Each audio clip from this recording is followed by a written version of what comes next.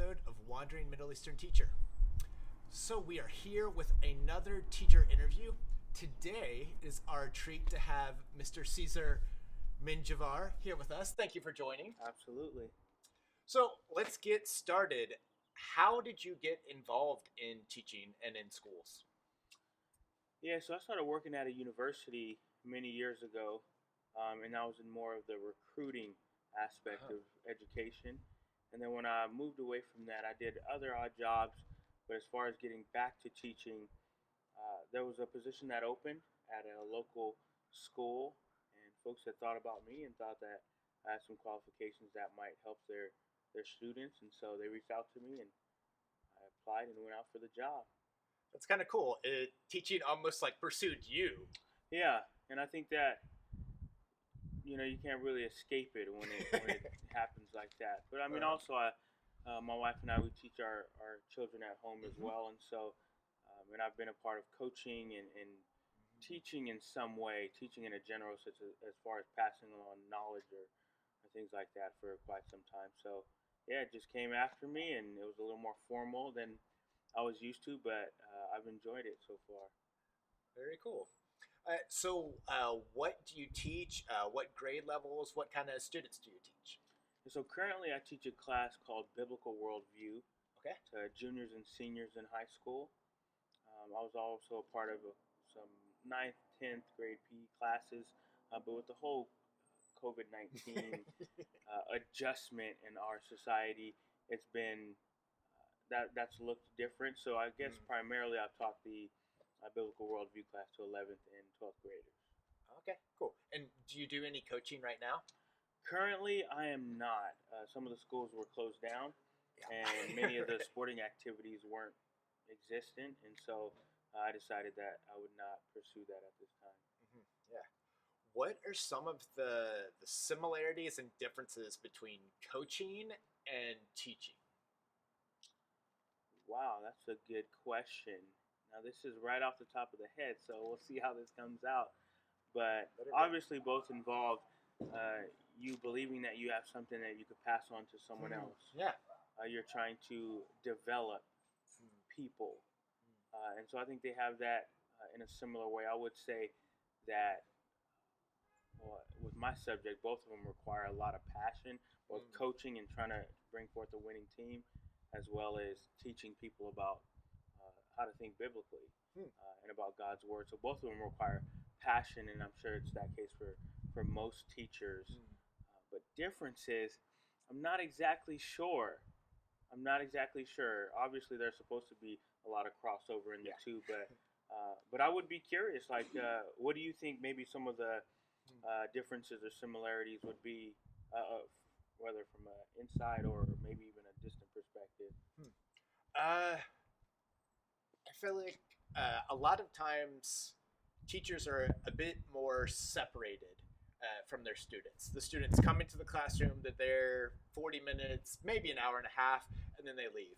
But a coach, just the hours that you're spending in practice and then going to away games, riding buses, you get to know maybe a bit more of the personality of students. And also, I feel like in coaching, there's a little bit more you have to do with kind of helping the students through the mental and sometimes the emotional part of learning that I don't think you have as much of that in just classroom teaching. Oh, that's right. No, thanks. I appreciate that. That actually reminds me of something. I think in our society, because sports is held up so high, some would say to a place of idolatry, perhaps, that we give coaches sort of a pass to be able to, I don't want to say speak to kids however they want to, but you kind of give coaches a pass to kind of be that almost mom-like or dad-like figure in a child's life on a recreational level. And so whereas coaches might be able to be a more informal, or I guess less formal with their players, teachers, have to maintain that separation between student and teacher. It seems a lot more. So yeah, no, thanks for that input. I appreciate it. So as you have gotten into teaching, um, what things from kind of your past experiences in other fields have you found like useful in the classroom as well? Yeah, well, there are definitely a lot of skills that I lack in my teaching, but I would say some of the experiences that helped equip me for what I am semi good at right now would be some of the public speaking Mm-hmm. type of jobs that I've had in the past. Anything that required me to relay information or Yeah. pass on knowledge was helpful. But yeah, but there are some other areas where had I been more organized in some of my other jobs, that would have also translated into my teaching. And so I do lack some of those organizational skills there, or organizing skills there. But I would say that's probably the most, just standing up in front of folks and Mm-hmm. making sure that I have the right mind frame to teach. That I understand that I am there to serve, not there as master. I'm not trying to demonstrate that I just know so much more than the Mm-hmm. student, but I'm Mm-hmm. there hoping that the student is going to take things further or go beyond anything that I did or maybe the next person did, and that somehow my teaching is going to help them to do that. Yeah, that's a good point. I feel like teaching, coaching, it's kind of a delicate balance. On one hand, there needs to be a confidence that you do have something to That's contribute, right. to add, but Absolutely. also there's a humility of like, I don't think I know everything. That's right. Because the students will know and they will completely not respect you if Absolutely. they sense you don't care about them and you Absolutely. think you have it all figured out. Absolutely. I totally agree. Totally agree. And many times students, yeah, you're right. They pick up on that pretty easily. They're looking for folks that are competent, but not people who think that they are outside of the realm of being corrected. And that's probably one of the main things I've learned about teaching is that as the teacher, I still have to be the learner.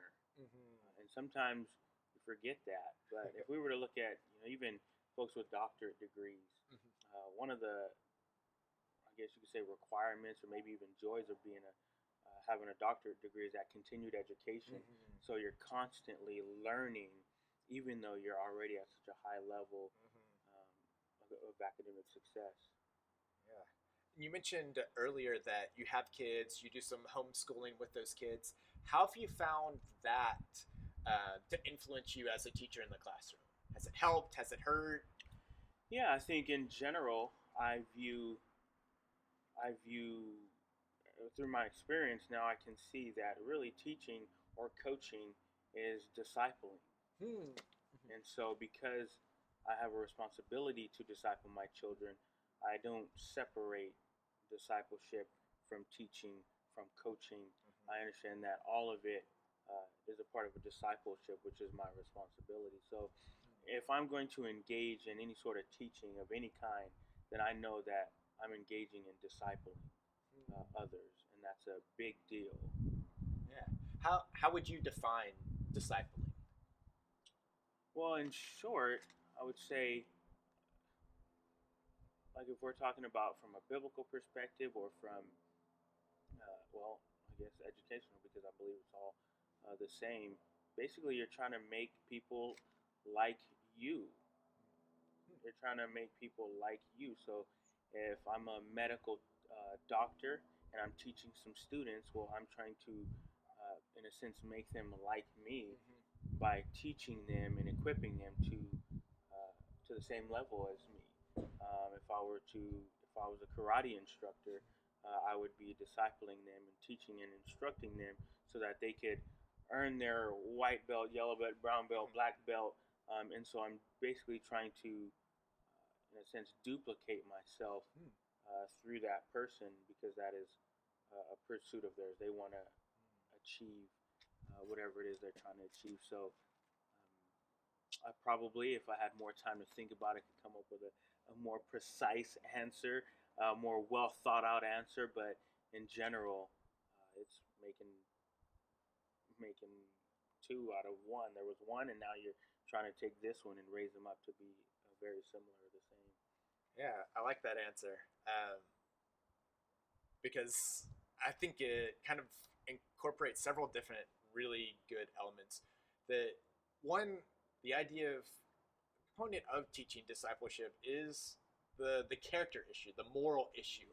Um, that it's good to relay information, but ultimately, teaching young people, we want them to grow up to be productive members of society, who have strong character, who aren't kind of wavering, doing whatever, but are kind of convinced of what is wrong and what is right, and hopefully they choose what is right. That's right.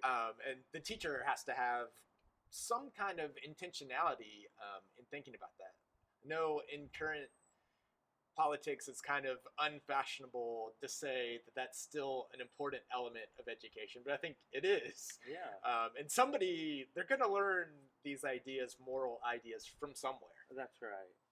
That's right. I mean, people, the more you peel back the onion into teaching, you always get back to some sort of character element. Anytime you're pursuing excellence, we want people to pursue excellence within certain parameters. So if we were to just steer along the coaching aspect for a moment, we get excited about athletes that strive for excellence and compete in anything from world games to Olympics or even high school, college sports. But we want them to compete but not cheat. We want them to play according to the rules. And so there are these moral aspects of teaching and instructing that do have to be there. And as much as we want to stay away from them, really we can't. Yeah, and the second part of your definition about just like reproducing, like making mini-mes. That's right. That, absolutely. It's so simple, but yeah, that's true. Yeah. So last question.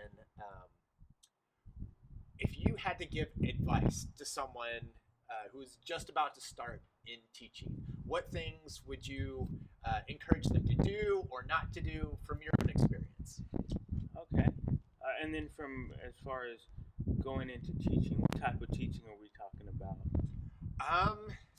We'll say classroom, but you can expand it from there into anything, coaching as well.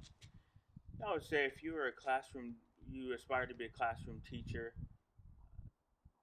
it's important to know that you're most likely going into a system. A system that has different requirements, so you have to know sort of who you are and what your standards are before you decide to commit yourself to any sort of system. And so I think in my experience, that is probably what I have found most challenging, and I forgot, especially within the public school system. There's a system, there's a way of doing things, there's an expectation that teaching is done a certain way, within certain parameters and done a certain way within those parameters. And so sometimes those collide with my philosophy of teaching or how I go about teaching. And when you're in that position, it makes every day tough, really tough and tiring. And so I think if you're aspiring to be a teacher and you know you're going to go into a more rigid system, then you really have to think about whether you can thrive in that system, and maybe you can't, and another style would be, or another system would be better.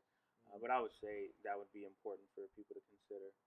Yeah, that sounds very wise. Asking good questions at the beginning is so important, that you really understand how the school is organized, what's expected of you. That's right. I've definitely seen lots of teachers burn out because they thought they were getting into one thing and it ended up very different from what they thought. And maybe sometimes those questions are best posed not to the administrators, but to other teachers. That's right. Because they may give you a bit different view on how things really are. That's right. And even before, those questions are even asked even before some sort of career pursuit. Asking those questions ahead of time before you perhaps spend money or time that you will never get back. Asking those ahead of time is going to really benefit you, so that you don't have to course correct 3 years into your teaching experience. Now, there's nothing wrong with that as long as you're learning and you say, you know what, this is not for me, I should do something else. But it would save you a lot of said, time, perhaps even money, if you were able to figure that out before you went down that road. Yep, very true. Well, thank you, Mr. Cesar Of course. Menjivar, for Yeah. joining us today. Absolutely. Thanks for having me. It was a pleasure. As always, I'm Abu Laith, so join us next time for more teacher interviews. Hopefully they help you on your journey in the world of education. See ya. Have a good day.